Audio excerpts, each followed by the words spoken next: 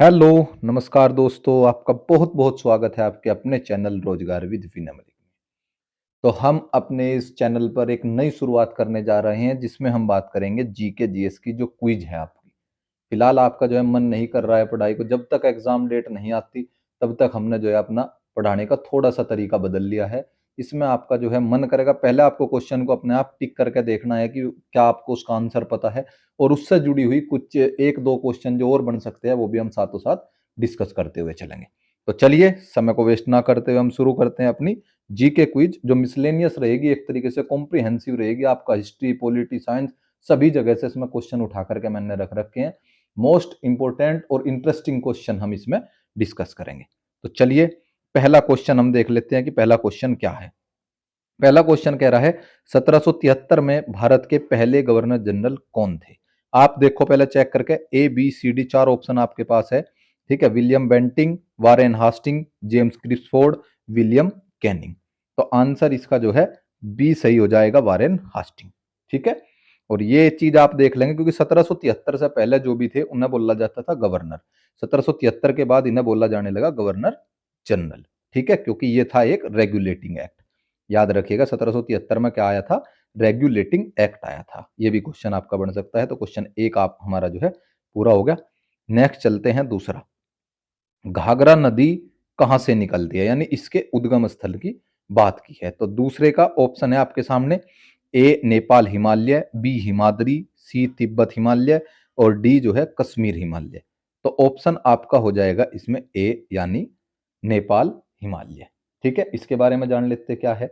ये है जो है नेपाल में, इसको क्या बोला जाता है, नेपाल में कर्णाली नदी। ठीक है, क्या बोला जाता है, मैं लिख देता हूं इसको, कर्णाली नदी। ठीक है,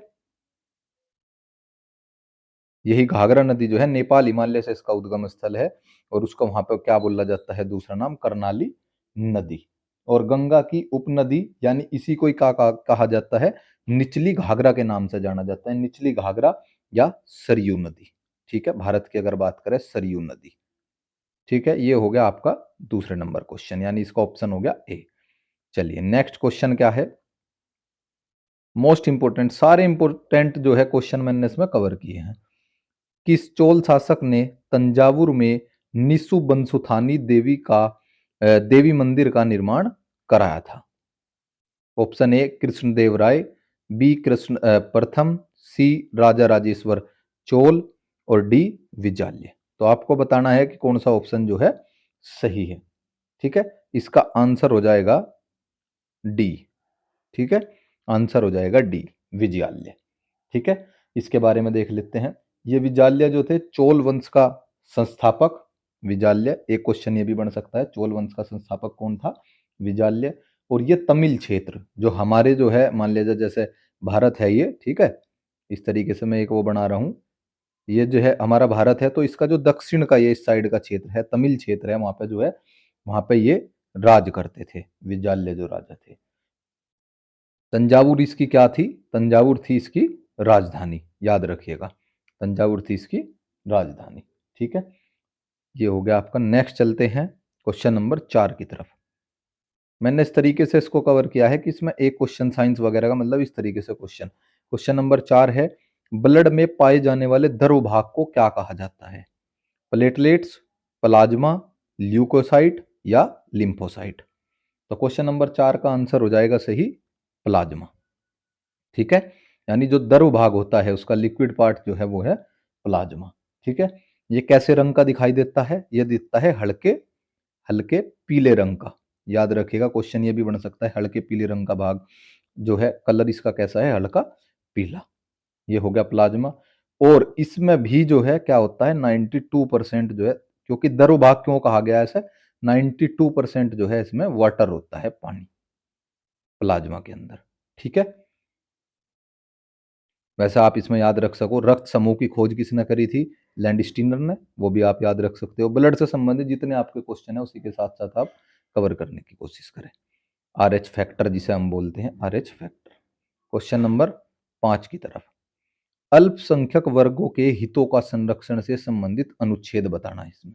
ठीक है, अनुच्छेद क्या होगा, 27, 28, 29 या 30। ठीक है, आप मुझे कमेंट करके बतावे इस क्विज में से आपने कितने क्वेश्चन डायरेक्ट सही किए हैं। ठीक है, कमेंट करके जरूर बतावे जिसने भी ये क्विज दी है। और अगर आपको वीडियो जैसे देखने में टाइम लग रहा होगा तो प्लेबैक स्पीड आप चेंज कर सकते हो, उसकी 2 गुने पर करके आप जल्दी से ये क्वेश्चन जो है अपने सारे कर सकते हो। तो इसका आंसर हो जाएगा सी, यानी आर्टिकल 29। वो जो है अल्पसंख्यक हितों के वर्ग के हितों के लिए संरक्षण दिया गया है आर्टिकल 29 में। चलिए नेक्स्ट क्वेश्चन है नागानंद। नागानंद की रचना किसने की थी? मोस्ट इंपोर्टेंट, एक रचना का भी हमने इसमें रख लिया। पृथ्वीराज चौहान, ठीक है, पृथ्वीराज चौहान, विक्रमागुप्त द्वितीय, हर्षवर्धन या जेम्स क्रिप्स। तो इसका सही राइट आंसर हो जाएगा हर्षवर्धन। ठीक है, अब हर्षवर्धन के संबंध में क्या करेंगे? इसी के उसमें जो कवि थे वो थे एक बाण भट्ट, आपने सुना होगा बाण भट्ट। ठीक है, बाण भट्ट से क्वेश्चन बन जाता है। उन्होंने किसकी रचना करी थी? हर्षवर्धन के जो है एक तरीके से आत्मकथा थी वो थी हर्षचरित्र। ठीक है, हर्षचरित्र जो है किसने रचना की उसकी? बाण भट्ट ने। ठीक है, और इसी हर्षवर्धन के कार्यकाल में कौन आया था भारत में जो है? वो आया था हेनसांग। ये भी क्वेश्चन आ जाता है। ठीक है, कौन आया था? वो आया था हेनसांग। ठीक है, कितने वर्षों के लिए रहा था? वो जो है वो रहा था 15 वर्षों के लिए। ये भी क्वेश्चन आप याद रखिएगा। ठीक है, क्विज का मेन चीज ये होती है, डायरेक्ट क्विज तो आप कहीं पे भी जाकर सोल्व कर सकते हैं, लेकिन उससे रिलेटेड जो क्वेश्चन आपको वीडियो में कराए जाएंगे उससे आपका जबरदस्त रिवीजन होता है। ठीक है, चलिए नेक्स्ट क्वेश्चन क्या है? ये इकोनॉमिक्स से रिलेटेड हो गया। शिशु मृत्यु दर की गणना कैसे की जाती है? ठीक है, शिशु मृत्यु दर की जन्म से लेकर के 18 साल तक के बच्चों की उम्र, या 1 साल से लेकर के 18 साल के बच्चों की उम्र, या 1 वर्ष या इससे कम उम्र के बच्चों की उम्र, जन्म से लेकर के 6 माह।